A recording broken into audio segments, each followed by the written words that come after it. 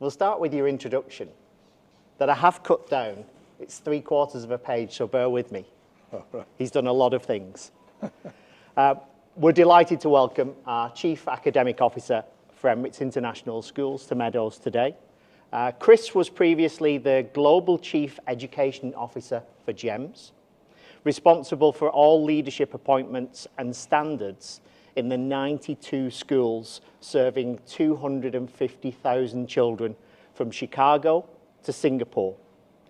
During his time as Global Chief Education Officer, no school ever failed an accreditation or re-accreditation visit, or dropped a rating during inspection, which was over 200. In fact, the norm was for schools to significantly improve following the in-depth process of defined school improvement inherent in the accreditation and re-accreditation process. Prior to that, he was the CEO of the Arthur Terry Learning Partnership, a successful multi-academy trust in the UK, comprising of 18 schools. Appointed to his first role as principal in 1995. You weren't born then. 1995, I was born then. Yeah, maybe he's first. Successive Ofsted reports described him as a visionary leader, and his schools are making outstanding progress due to his outstanding and inspiring leadership. On behalf of the British Council, he's provided leadership, guidance and training for principals and government ministers in Vietnam, Singapore, Australia, Finland and Scotland. He was made a National Leader of Education in 2008, the first cohort to be selected, and his inclusion in the New Year's Honours List of 2013 endorsed his outstanding service to education when he was awarded the knighthood behind me, bestowed by Queen Elizabeth II. Please give a warm welcome to Sir Chris Stone. Thank you very much. We'll move that back because I know you'll be embarrassed by I am keeping that on embarrassed the by screen.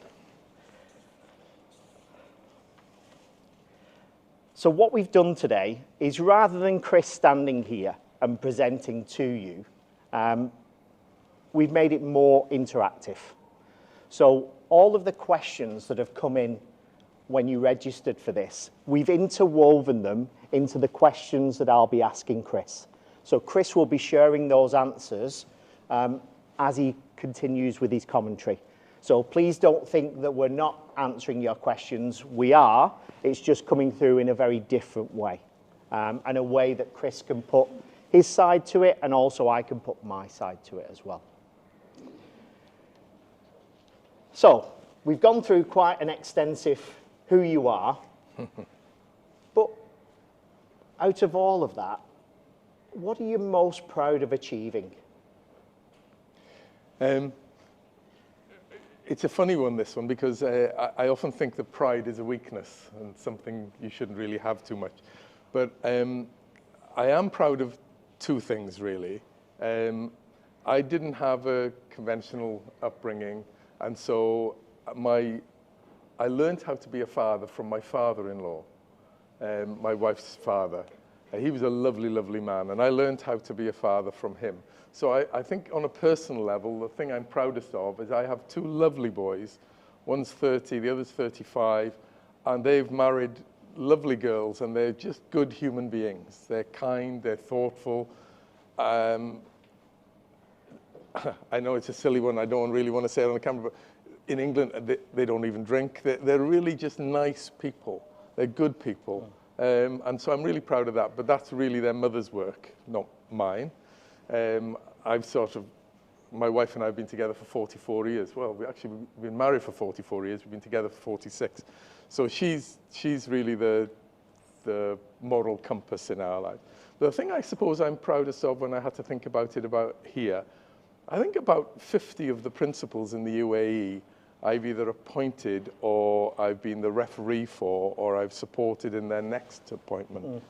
So I think probably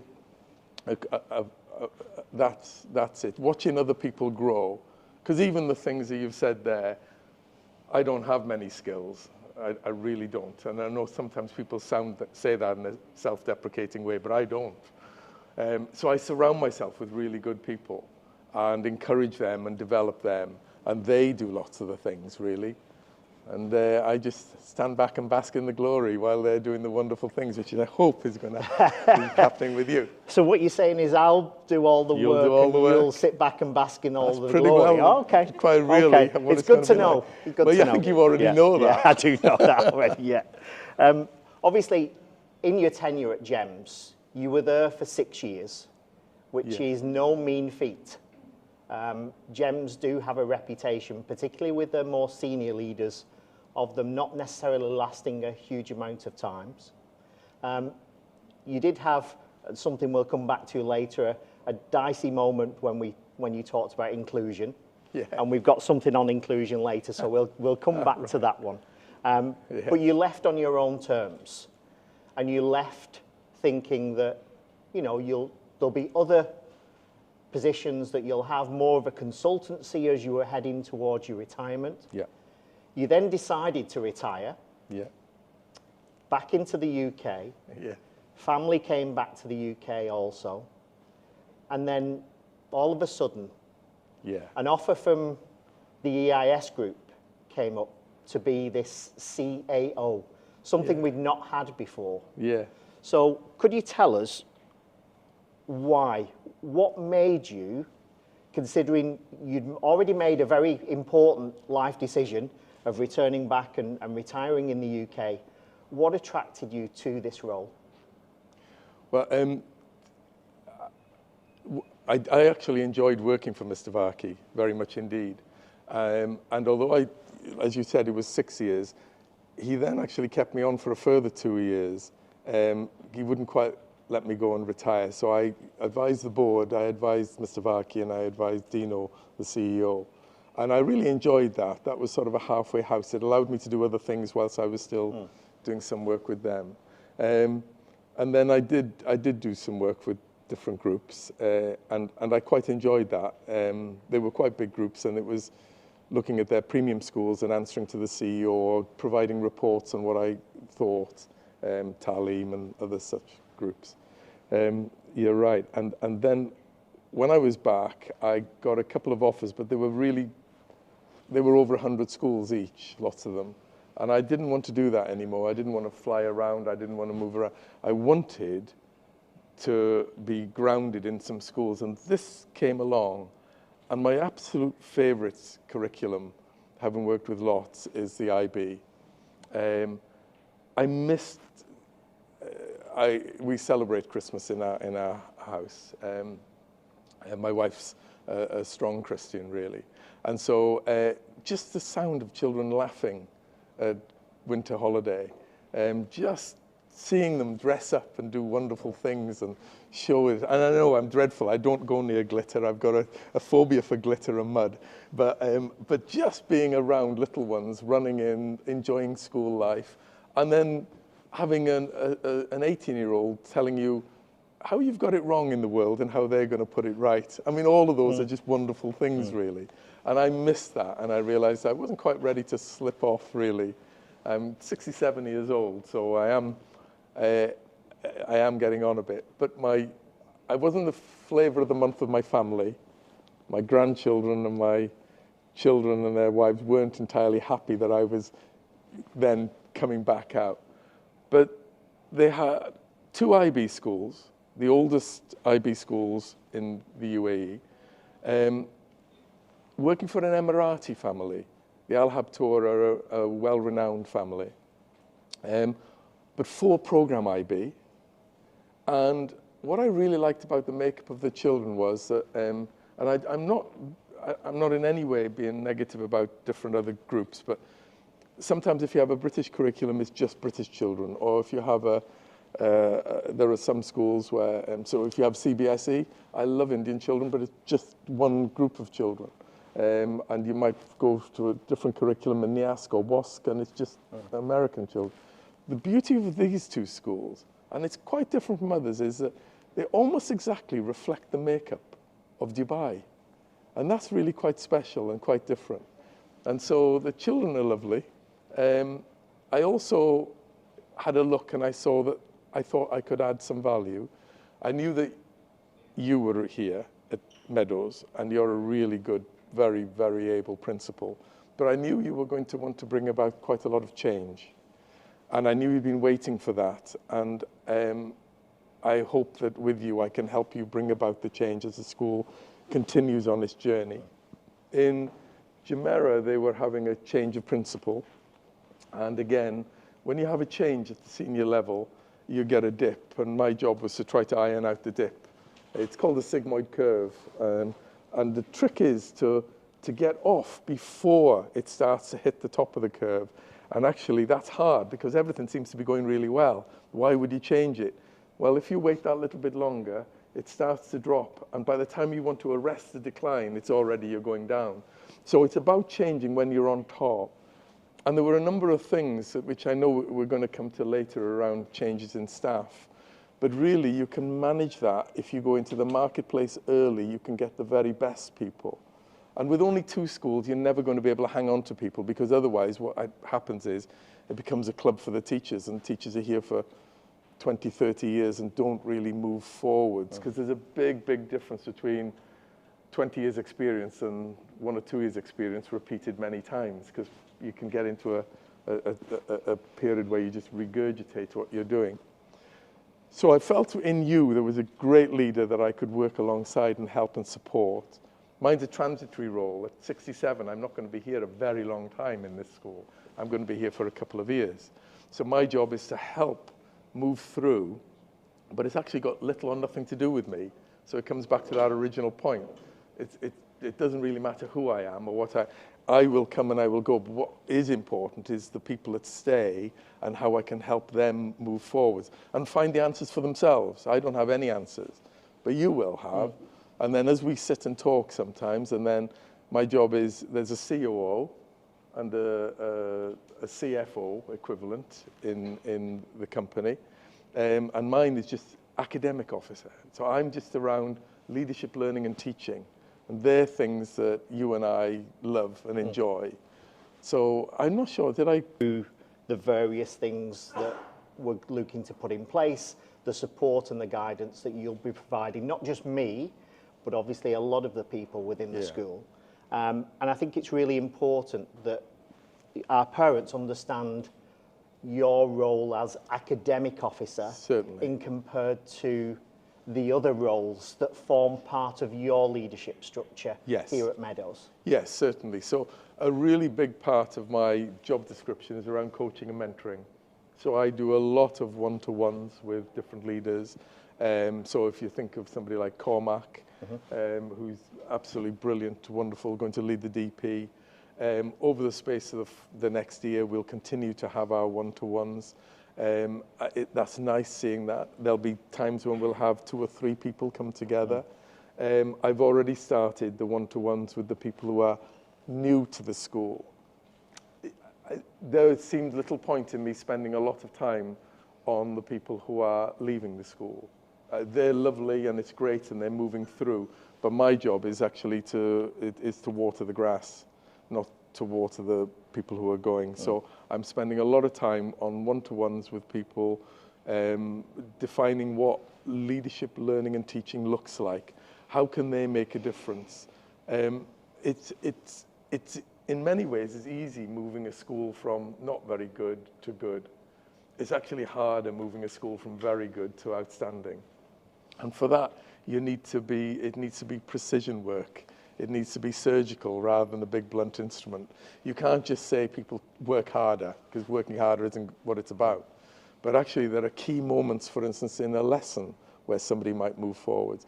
There are key moments where a head of department might be talking to a teacher around where they perceived where the children are going and how they might make that shift. It's not about the teacher working harder nearly always, it's about the children working harder and smarter and in different ways. And there are key points in a lesson where you can move it on and change it. Just like you've brought me back to something because I skirted over it, you've brought me back to where I needed to be to make sure that the right message went through. Teachers do that all of the time. And you're still being a teacher even now while you're doing this, because you're looking and seeing, where can I add value? Where will it make the biggest difference? And whilst it is important that children get really good examination results, It's really important that they're resilient, that they can work in teams, that they can communicate, that they can develop good relationships. All the things that an IB learner profile pushes through. And that's why this curriculum is really important. That's why the way in which it's taught is important. Parents often get hung up around change because they only find out about the change, understandably, after the changes have been made. You get told probably around summer, but really lots of change is happening right throughout the year. And many of the strategic decisions are taken in October and November.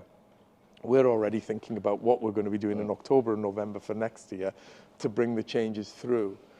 You have certain cycles. You know that there'll be an inspection in December, and you know you want to make lots of changes. And again, you get that dip. And we're going to make lots of changes, and there'll be a slight dip, which hopefully the children won't see anything of. But it won't make a change for this inspection, but it should for the following one. And that's what then means that then we'd be on that drive upwards. And for that, you have to have a shared language. The teachers have to have a shared language. The leaders have to have a shared language and a shared understanding. And that means the culture's got to be embedded. So there's all these things that have to happen that you know want to happen up there. But unless you get the culture right here and trust and the right people on the bus, and they know where they're going, because you're the driver of the bus, you're the coach. I could be the conductor, actually, just at the back, you know, walking up and down. But you're the driver, you know where it's going. We get them on the bus, and then we're moving towards where we're going. And all of that needs a planned strategy. It doesn't just happen. And it needs to all dovetail in together. And you and I spend a lot of time each day talking, and we're not talking about the drains. You get brains and you get drains. The drains are, I'm sorry about that, I really apologize, I know, but your son's been naughty today and he's done something in class. We don't talk about that. He hasn't. He's been wonderful. I don't know who your son is. I don't know who, no, I'm getting myself. Would you like a shovel? Yeah, I'm digging myself a bigger and bigger hole. But we don't talk about that. We talk about that teacher there is a really good teacher, and she's really working hard, but actually the gains in the classroom aren't being made in that way. How do we go about making sure that that is happening? And where is the data that's showing how that's happening? And how do we get that teacher to share with that teacher there? Because actually, that teacher there does that bit better, but this teacher gets them, their starters are better. They get the lesson moving quicker. The children are racing to get to her classroom. So how do we change that? How do we get that across the school? And so those are the types of things that you and I talk about. And the type of leadership that is brave leadership. Because you need people to be brave. You need people to say what needs to be said in a meeting and not just what people want to hear. So there's no point me coming here and saying everything's rosy, because there's lots of things that can change. However, is it in a great place? Yes, it is. Can it be much better? Yes, it can. And you and I are clear about how we might go about doing that. So based on that then, what have been your first impressions? Because you've seen Jumeirah, you see here, and you see us both on a daily, weekly basis. Yeah. You've also seen a huge number of schools within Talim, within GEMS, other parts of the world. So what are those first impressions of Meadows? Well, what I really like are, well, your drive, your energy, you know where you're going. But the people who are leaving, when I look at people like Andrew and Sarah, who are wonderful leaders, they're working as hard now to be part of that. And they're sharing with me all the wonderful things that have been happening. And I'm saddened that they're going, but I understand why they're going. But actually, they're making sure that the school doesn't drop. So I'm hit by the commitment of people who are leaving here. I've spent a lot of time with Tim and what he's trying to do and where he's going. So I can see that the people here are committed. I love the community feel. That's a big impression. The children are delightful. I love the children. They really are lovely, and they are really opinionated, and they have got their ideas and what they want to do. In Jumeirah, we've been undertaking reviews. So, for instance, I know that the Arabic and Islamic, I've just done some work down in Abu Dhabi for a group, and it's an Emirati group of schools. the Islamic and the Arabic, A and B, in Jumeirah is the best I've seen in any school in the last 10 years. Absolutely incredible. And what I think we can actually end up doing as well is sharing between schools. I've seen a huge drive, for instance, in Jumeirah, where, because we changed, the principal is going to New Zealand, his son is going to university in New Zealand. It's a normal move, that's what happens. But we managed to bring somebody in who is currently a principal in China, but she was the principal of an outstanding IB school in the UAE, in Dubai. So making that appointment has been important.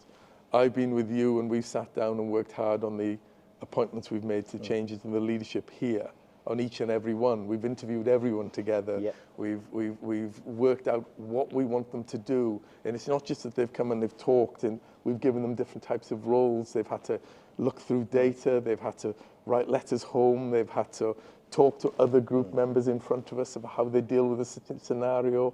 The community is important, so that's been a huge aspect. So we've got an understanding of what we're looking for and where we're going.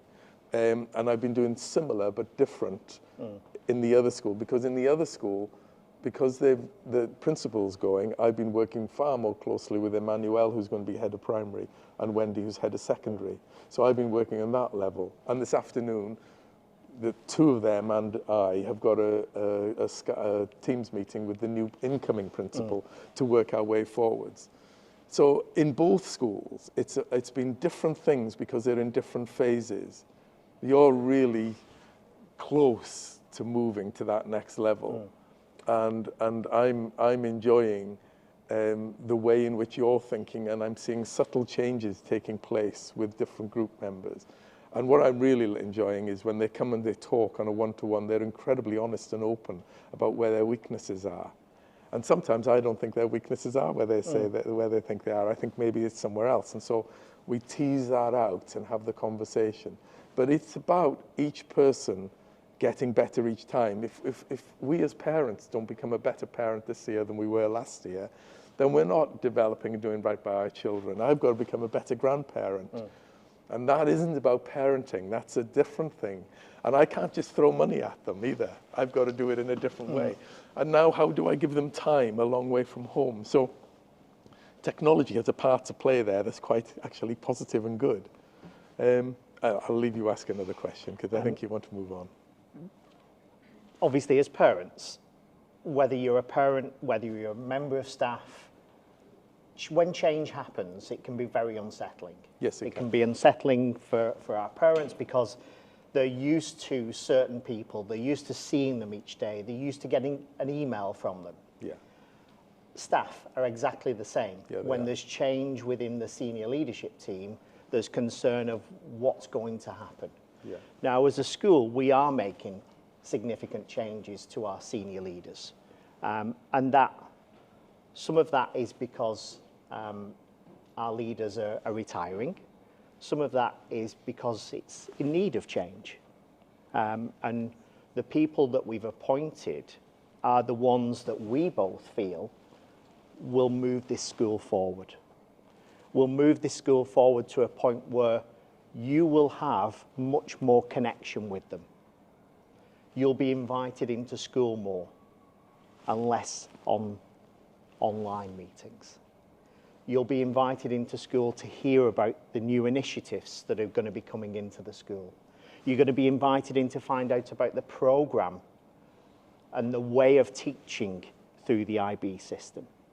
So I'm hoping that come August, you will start to see those changes from where we are at the moment. I believe very much change for the better. Because what I don't want is I don't want a wall between you and I. You'll see me stood outside every morning. That's an indicator of who I am as a leader of this school. And it's about time now we broke those barriers down with the other leaders that are in this school. And that's why some of those changes have had to be made for the betterment of our school moving forwards. So just to come back to that, change is the ever-present constant. And in a city like Dubai, we're used to change all of the time. And you do need to work out beforehand where it is you want to go to. And then the change makes sense. But actually a cycle of a school, poor old parents only find out about changes in the summer. But really, the best time to go looking for the best quality teachers is around September, October, November. And then and that means then you need to have had the talks and the discussions around what you're doing. But that doesn't mean to say that those are the best teachers. What it means is they have the greatest ability to change and develop and become who you want them to become.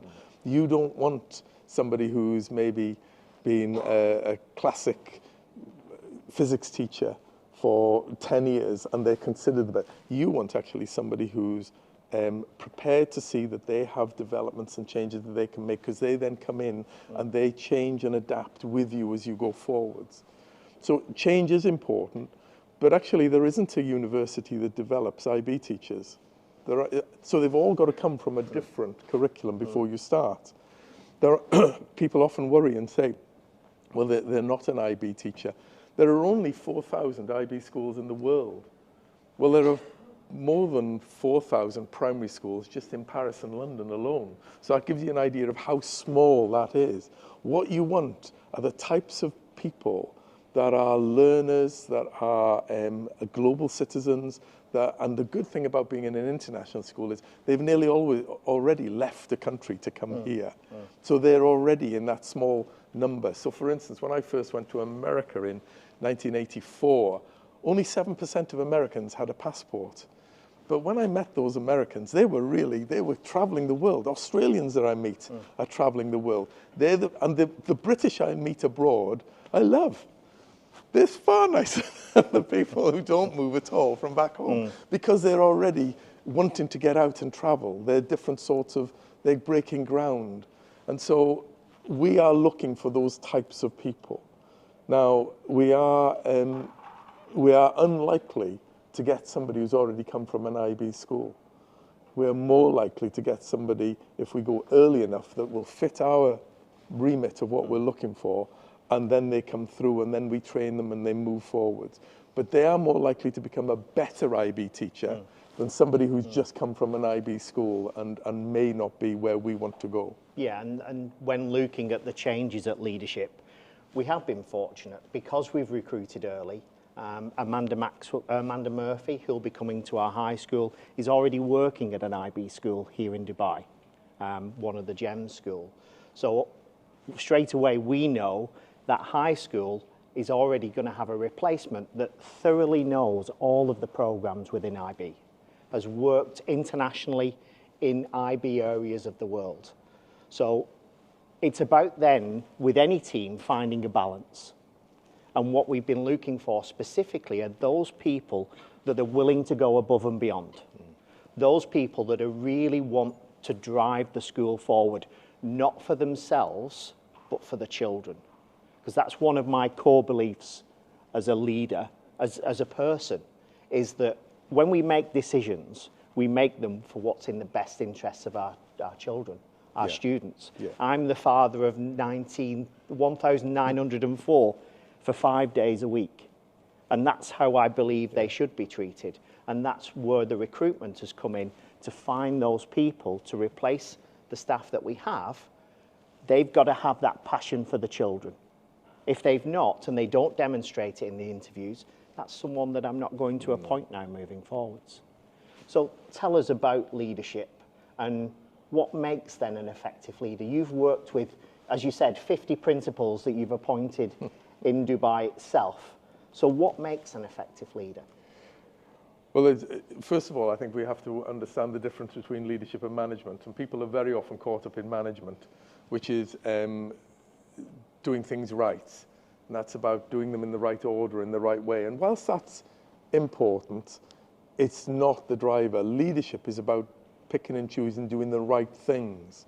And for that, you need judgment, you need experience, you need understanding. So leadership is doing the right things for the right reason. And for that, you have to have a strong moral compass. You've got to be very clear about the culture you're trying to develop. But actually, I've moved away as well from leadership, and now I believe in that followership leadership and that servant leadership where it's about others. So for instance, we've involved the new head of primary and the new head of secondary in every appointment that's taken place.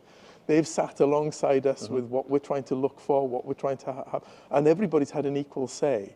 And we've come to unanimous decisions each time. We've talked it until we get to the right place, and then we've been happy. So getting people who understand where we want to go and then are part of that, but don't just think that their way is the only way, that they're prepared to change and adapt to bring people in as well. Because the leaders we're bringing in, it's never about them. It's about other people. And it's about the children getting the very best deal all the time. If it isn't going to make a difference to children's lives, we've got to ask ourselves, why are we doing this, whatever it is. And we've got to cut out lots of the other stuff.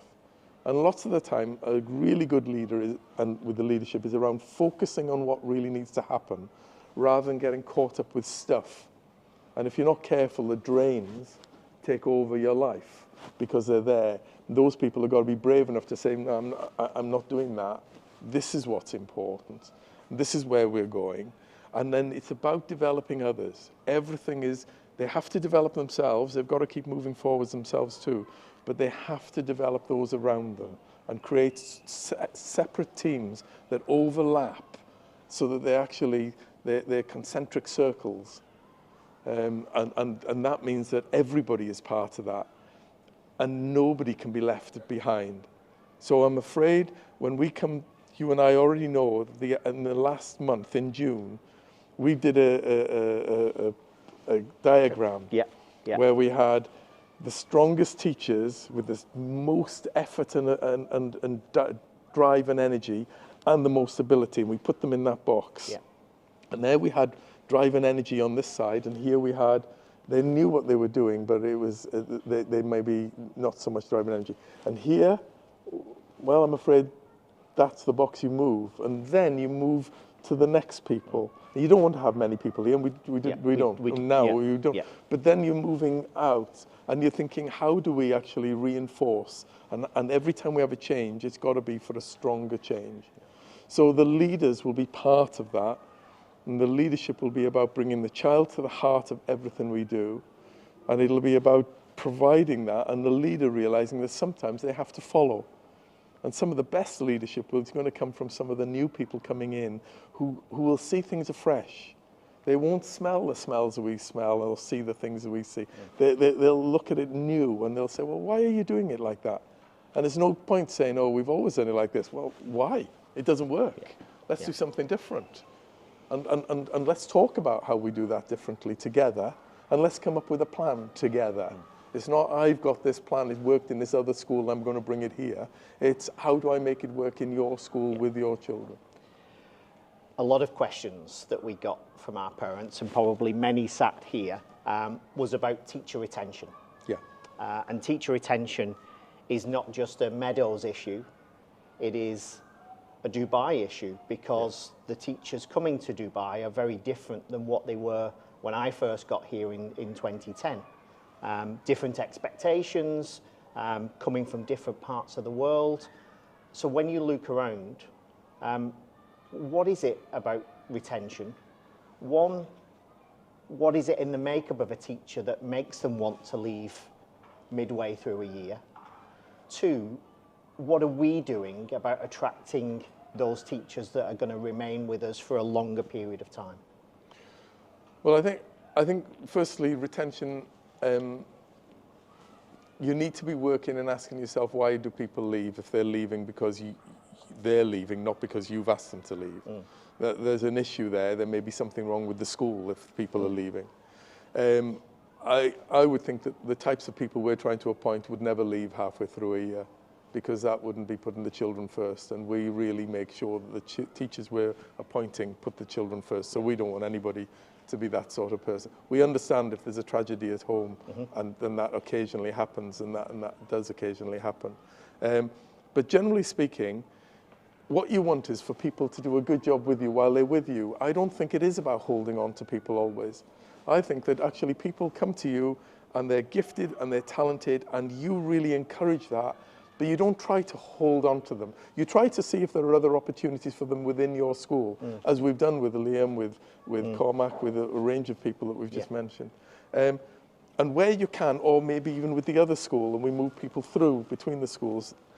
But actually, it's right that when people get to be so good, you think, yeah, we'll go with an open hand and with our blessing, because we're actually in the throes, because they'll come to us early, and we'll have the chance then to actually make a really good appointment to make the change. But actually, we've got a couple of people who could have gone. You've just appointed somebody who was offered more money in 2 other schools, but they've come to us because they can see that their career is going to develop more with us. And he's a new young teacher, and he's still chosen us. There's no way we could have offered the money that he was being offered. But we can give him one-to-one training. We can give him leadership development. We can give him opportunities to lead and work with other people. So when he is ready to leave, he's going to go for an even better job than he would have done before. And I think that people are, the people that we've got coming at the moment are coming to us because they're attracted to what we're offering them, and they can see that it's going to be, we hope, a highlight in their career. And so there is this balance between that. We have, though, my job is to try to motivate downwards with all the teachers we work with, to motivate downwards. And then I have to negotiate with the COO and the CFO. I have to negotiate with them. And I have to influence upwards with Miss Amna. I have a weekly meeting with Miss Amna. And so I have been negotiating sideways to say, for instance, the housing and rent allowance for teachers needed to be improved, which it has been. The entry levels for payment for teachers needed to be improved, which it has been. So I'm grateful for the CFO and the COO for listening and trying to do that. And you and I have had to go and say, well, look, this person we want to bring in is outside our normal band. We really need to bring them because they're going to offer so much. And in fairness, the CFO, the COO, and Miss Amna have said yes to those. So we're really confident in the people that we've appointed. And we've ended up having to break some of the boundaries that were there previously. So I'm quite pleased about that. So in terms of retention, those are things we've been doing. Alongside of that goes to the things that are happening in school as well, and the recognition for staff that we have and supporting their well-being as well. So we have weekly awards that go out to key staff that have done something particularly above and beyond that week. We have the teacher awards that are at the end of every term, and we have different classifications for those. They're all linked to EISM. So empowering, inspirational, motivating and supporting. And they're actually voted for by their own colleagues. And we have that taking place at the end of the year.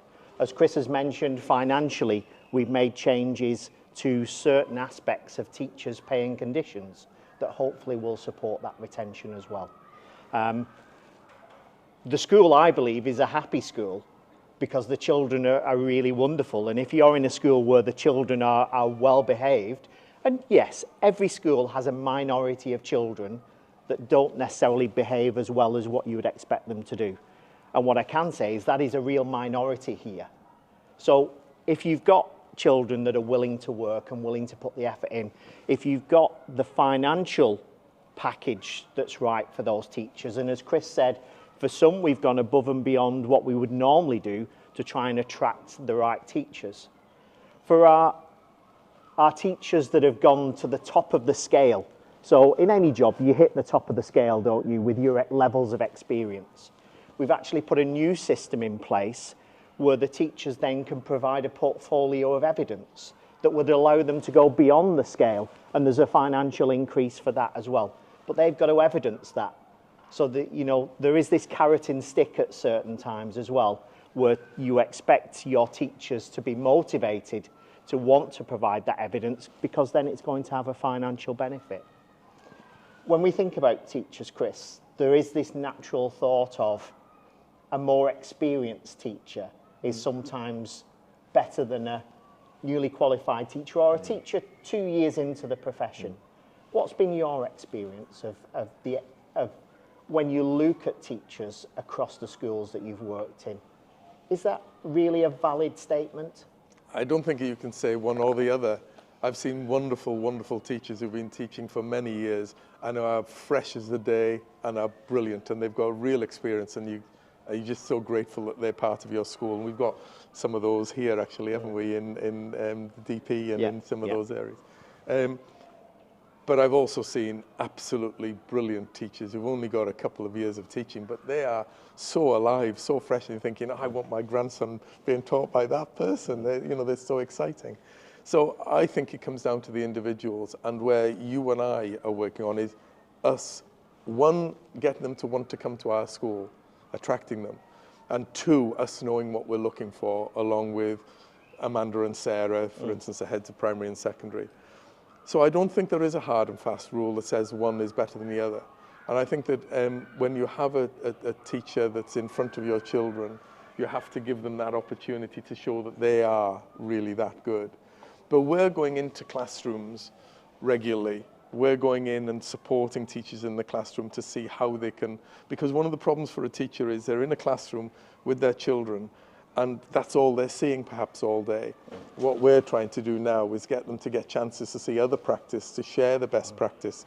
And we've got a range of other things that we have running. So Sarah Robson runs Mastery Matters, where they share best practice. And we'll be continuing that even after Sarah's gone. Because teachers have ways. So for instance, she sent out something earlier this week that I learnt about in a different way, that dual processing. So how children learn in a different way when they're being taught something. You would all be being taught something better if I had a slide on at the same time, which had a diagram that showed it at the same time, showing what was happening and showing the evidence for that. Because children are visual learners as well as auditory learners, and they learn in different ways.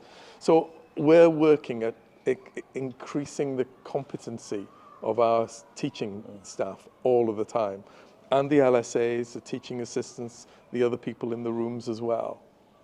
When, I do get asked about teachers' expertise and teachers' qualifications, what you need to know as parents is any teacher that comes into any school has to be approved by the KHJ. So it's not approval by us. In order for them to get a licence, the KHJ must approve them. And in order to do that, they've got to have the right qualifications. So if you've got a maths teacher in high school, obviously primary teachers are trained in all of the subjects. But if you take high school as an example, if you've got a teacher that is going to be teaching maths, the KHJ will request the certificate to show that they are a qualified maths teacher. So when we do have staff coming into the school, it's had their stamp, it's had their approval onto it. Now, do we always get it right? No, we don't. Because a teacher can come in, they can impress on interview, they can impress during a lesson, and you think then they're the right teacher for you. But unfortunately, sometimes we've not got it right. And I'll be very honest with you, we've not got it right.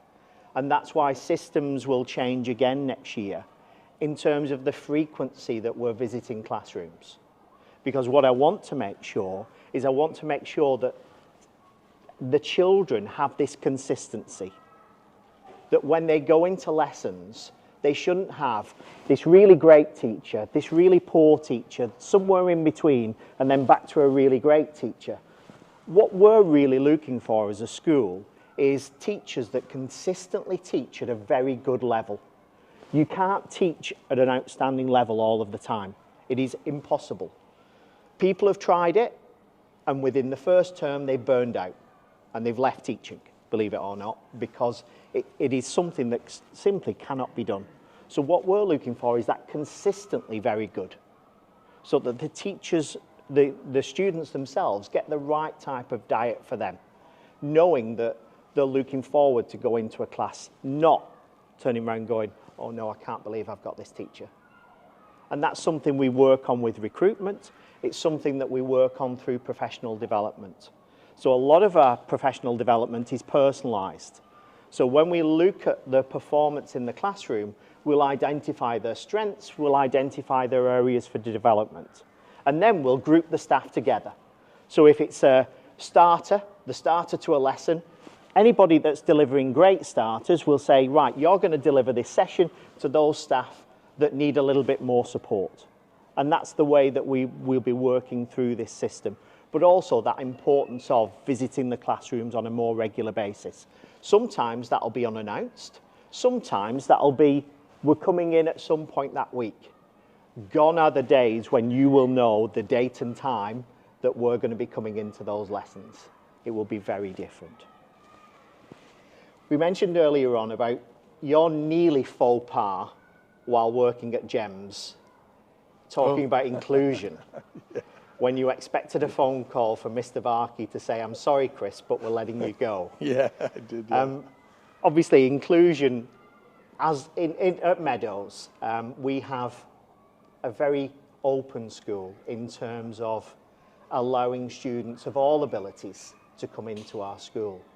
At the moment, we have, believe it or not, 42 LSAs within the school supporting children. Then we have those children that don't need a full-time LSA.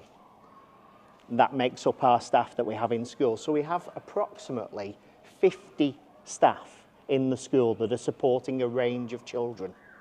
Now, I know that some parents will say, well, why does school not provide more for my child who's a student of determination? Well, if we had to employ 50 members of staff in our inclusion department, we'd be struggling. So that's why we do ask parents to provide those paid LSAs. Simply because we're such an inclusive school, we allow a huge range of children with needs to come into it. Tell us a little bit more about what you said that day and then what you believe in terms of inclusivity and in terms of what we as a school are going to do to develop our inclusion department. Well, I obviously believe in inclusivity fully. I think the children, you should be able to go to their local school and anybody who's a parent of 2 children or more will know that they're totally different, no matter what, they're just different. And so schools should be inclusive places. I don't understand the sort of schools where they'll only want children who are, you know, have passed a certain test and they're very, very able. I just wonder what value are you really adding in a school like that, where you're turning away children and yet you took their brother or their sister and you're turning away the other child. That's not right. It was in my early days. I love Mr. Varkey. He was always really good to me and we always got on. But I'd gone on TV with Ros, the head of Talim, and we'd both said that we were fully inclusive and we wouldn't turn any child away. And I hadn't cleared that first, and the people at the time who were there were giving different guidance, saying we should be more exclusive. And any case, I was asked to go to the villa, but I had another television presentation to do. So it was really late in the evening. And by the time it was late in the evening, the chairman had got a call from the royal household saying, this is actually the right thing, this is wonderful. So by the time I'd gone, I did get to see him, which is 11 o'clock at night. It was to congratulations, but up until then, I thought I was going to collect my papers and be sent home. So, but it was the right thing to do. Yeah. And Mr. Varkey quickly understood that it was the right thing to do. And actually, from a business side, I'm not a business person, I don't get involved in the money. But from a business side, we went up from 98,000 children to 118,000 children in a very short period of time. So for those people, we're happy anyway, but it was the right thing to do.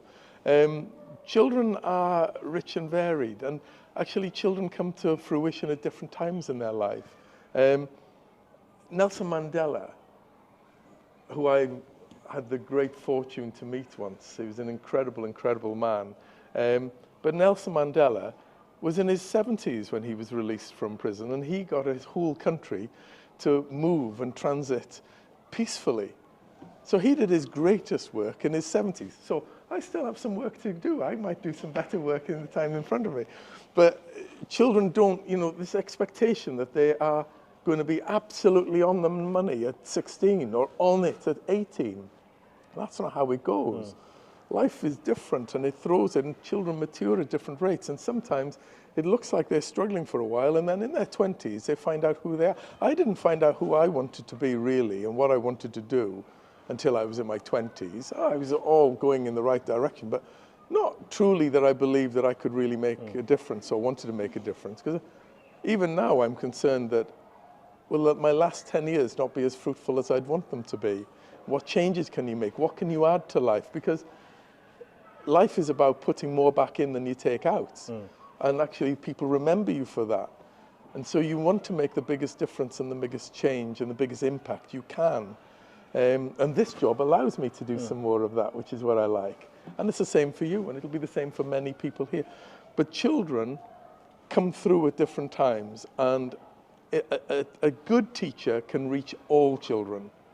And it shouldn't be about a teacher, oh, well, I only really deal with the most able children. That doesn't work for me. They're not the type of teachers we'd want to employ. We're trying to employ people who, I mean, I don't know.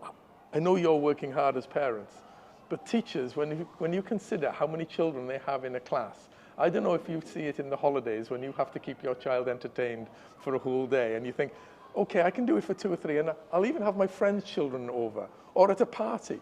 Well, a teacher has 25, 26, 27 children all of the time, and they all have to be making learning games. And we come in and measure them, and we could drop in at any time, and we want to see the child is moving forwards. That is a really, I don't know. And then in the evening, they have to go home and prepare for the next day. Yeah. It's shattering. I'm glad I don't have to do that anymore. But I still expect the teacher to be able to reach the child who's struggling and the child who's finding it very easy. And actually later on in life, very often the child who struggled all the way through is a child who will have that resilience and that tenacity later on in other ways, whereas the child who just found it easy, sometimes they don't find it so easy in the world of work and in marriage and in being a parent. Life can throw itself up in different ways. So I think being inclusive, really important. Having teachers with the skill set to teach all children, really important. But also our children should be meeting all children because they meet all sorts of people in real life. As a school, we will be looking at additional staffing within our inclusion department from September. So we will have additional staff. That's being negotiated with Miss Amner at the moment. Yep. But also, while I've got you here, just a plea from me for anybody that's in high school and is moving to the MYP, the last 2 years of MYP, which is year 10 and year 11, and those that are in DP, year 12 and 13. When we make a suggestion to you as parents on the right pathway, we are making that suggestion based on years upon years of experience. We are making that suggestion because we want your children to be successful. The e-assessments, the MYP certificate, is not necessarily accessible to every student because of the levels that children come into.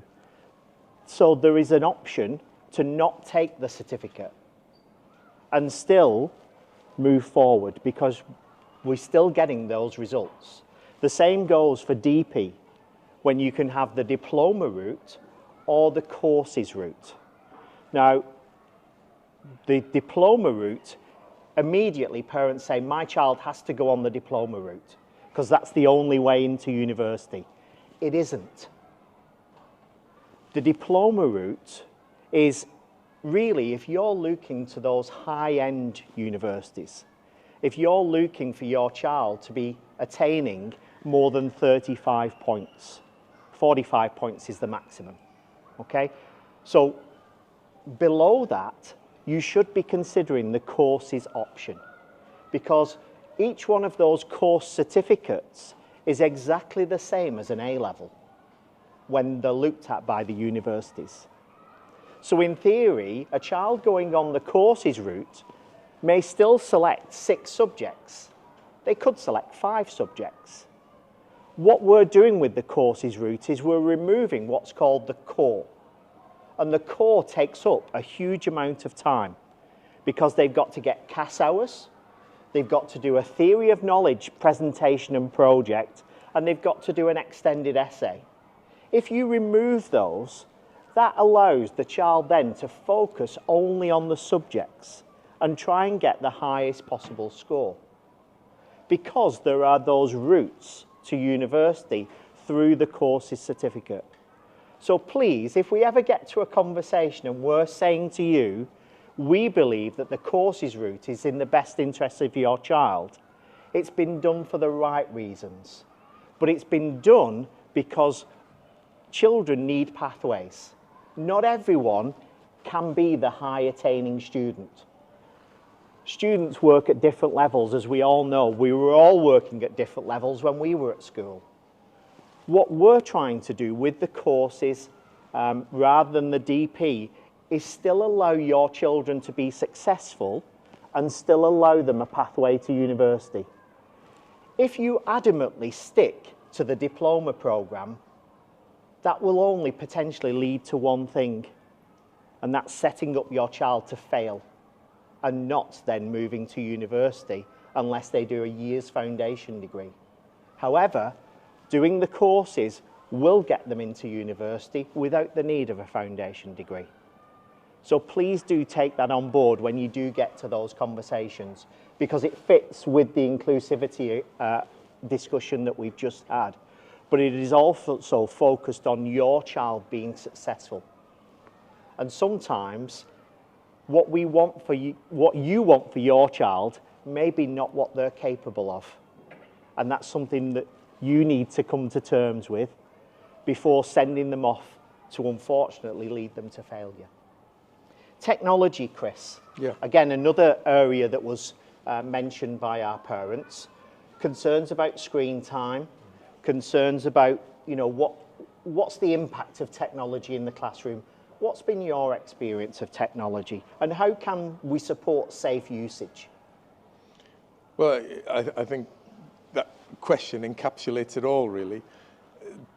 It's a little bit like drugs. Drugs are really neither good nor bad. I need this certain level of drugs to actually stay healthy.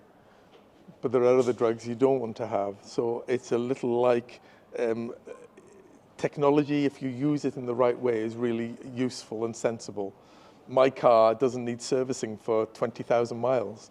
The technology in it is quite incredible. I don't know what goes on under there, but I use it. But actually, the amount of screen time that children have at the moment, the amount of time that they're using with their rather blunt instrument, their finger, is too much in lots of cases. And actually, time on the phone is often too much. So there needs to be a balance. Again, it's about how you use something. It's neither good nor bad. It's the use of it. I think that in schools, we need to be careful how much screen time children have, because it can be inhibiting in terms of communication skills, relationship skills. But also in the types of work that some of you might find yourselves in. You might find yourselves looking at a screen far too long in the day, and that isn't healthy either. So I think it's about us working hard and looking regularly at the amount of time that we spend with screen time, particularly when the children are very young. I really worry that they spend too much time on screen time. We've had in Jumeirah, we've had a period of time with Year 7 where we've had no access to that type of technology. And so we've cut it down just to see what the outcomes are. There's lots of children wanting to come in. Now, one of the things that's nice about a school is, I digress just for a moment. Just before Christmas, I was asked to go into a school, and it was an incredibly expensive school. And I was just asked to go and look around it. It was incredibly expensive. It was just rated good. The children were silent. They were walking around silently, and it just didn't feel like a school. What I love about this school is all the time we've been talking, there's just been the babble of children playing and having a nice time. And the children came in, and then they looked around, they realized, what are all these adults doing here? Maybe we shouldn't be here. And they've just quietly gone back out. They just decided, yeah, this isn't for us. And they've gone. And that's the nice thing about being in a school, really.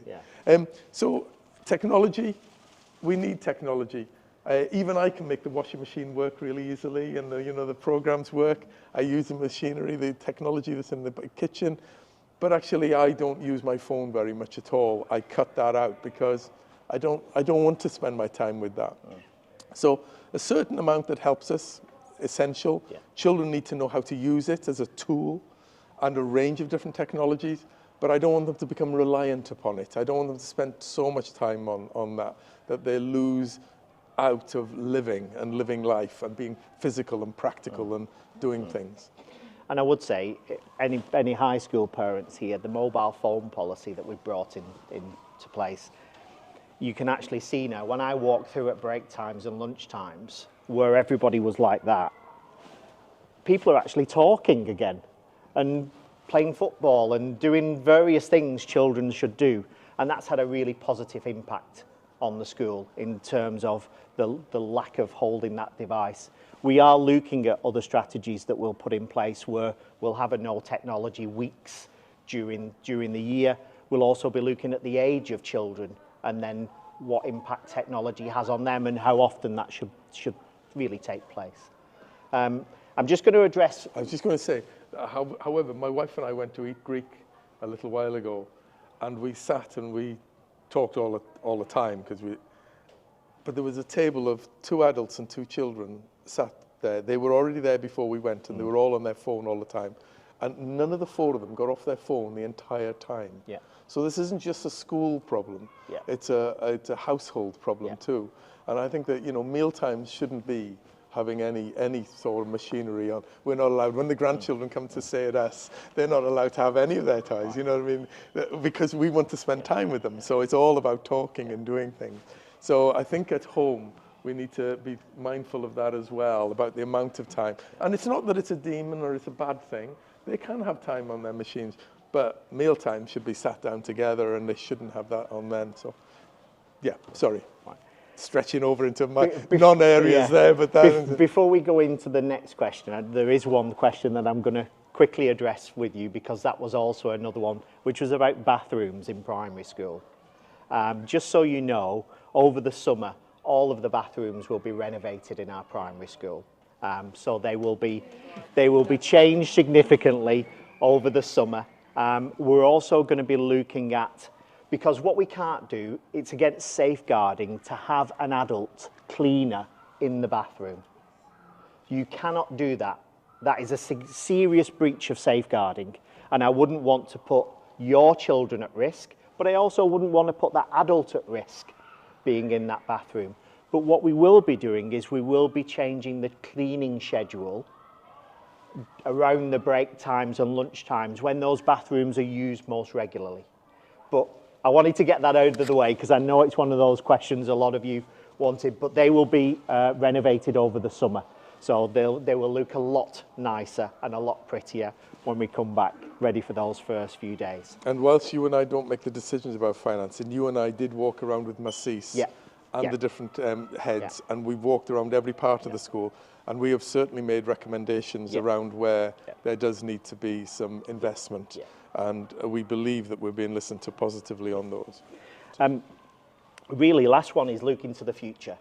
And look into the future of Meadows as a school and its facilities, but also look into the future in terms of our students and their behaviour, but also the well-being of our students as well, which again is another hot topic around Dubai because of the well-being framework that's been brought in. And so it should. I think the well-being programme is really important. I mean, there are places where education-wise they're really doing quite well. So Beijing, South Korea, doing really well, not so well in England. But those 3 areas have the worst mental health for children. So you have to have that balance between where you push the children to get the best from them, but actually where well-being wise, you have to be sensible about, you know, are they being tutored till 10 o'clock in the evening and not getting a life, all of those things.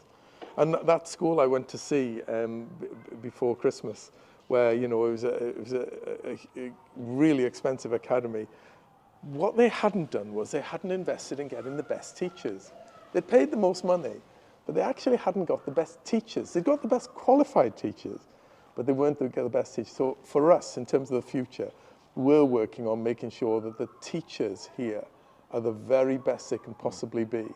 And then, whilst some parts of the building might feel a little bit older and not like that other building, what we want to get to is an outstanding education for each and every child in each and every classroom.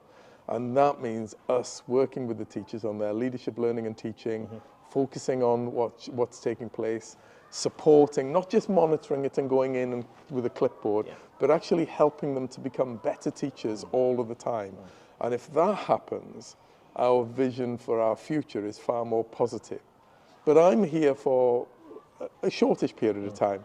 My job is to ask questions, to support and to develop, and to see through those changes over the next couple of years, and then though to still leave you with the vision in the future, which is what's happening, and to hopefully still stay in contact, but to see it flourish and grow, and then maybe do something else, you know, because you do, don't you? You carry on doing things. And I will volunteer in other ways. I'm volunteering at the moment for some underperforming schools near where I live back home. And although I'm doing things remotely at the moment, when I go home, I'll go and try and support again, because we have to give back more than we take out of society. We've been so lucky, all of us in this room. We're in the top 2% in the world. We have access to medication, we've had education, access to medical care, we live in a safe environment.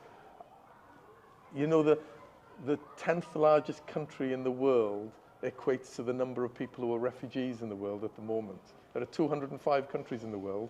If you put the refugees together, they'd be the 10th largest country in the world. So we are really, really lucky when we think about what we have. So we have a duty to make sure that our children have the best possible lives that they can have, and then go on to make the best possible impact that they can have all over the world in different places, maybe volunteering, helping, being doctors, doing all sorts of things, but being good human beings. And one of the things about IB learners is they are global citizens. They are prepared to change things. They are more resilient than other children. You know, children are, they're third culture children. They've come from one country, your home country. They're living in a second country in the main, unless you're Emirati. And then they'll go into another university in another country. So these are young people who will actually be prepared to stand up, know how to do so because they're IB trained with the best curriculum I've ever seen in the world anywhere. The curricula that I used in Chicago and Singapore and Switzerland and in France were IB curricula. But wherever I've been to in India and Africa, the IB stands head and shoulders in terms of the types of young people who will go, and they will be in those countries, and they will stand up and they will say, no, that's not right. I'm not walking past that happening. I'm going to do something about it. So I think we're developing really great human beings, and I think it's a responsibility that we have to do that, because we are very, very fortunate. We will be introducing a well-being tracking system to the school in September as well, something called UHQ. We've been looking at it at the moment to see whether it meets our needs, and it does. So we'll be able to use that to track children's well-being. That also allows us access into some curriculum development as well.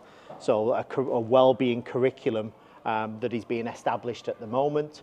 That will also relate to student behaviour as well. There'll be much more regular focus on dealing with issues, whether that be bullying issues, whether that be behaviour issues in a certain year group, through the Wellbeing Wednesdays that we have, and through our year group assemblies as well, that will be happening on a more regular basis. Okay, Chris, we've got to all the end of the questions that our parents had sent in to us. Okay. As you can see, break time's happening outside, so we will need to let some children come in and use the facilities over there to buy some snack. You're welcome to help yourself to a drink over there, but if I can ask you, please, if we move into the main reception, if you've got any questions for Chris, you're more than welcome to ask. If you've been sat down for long enough and it's now time to go home or go to work, you're more than welcome to do that also. But thank you very much for joining us today. It's been very much appreciated.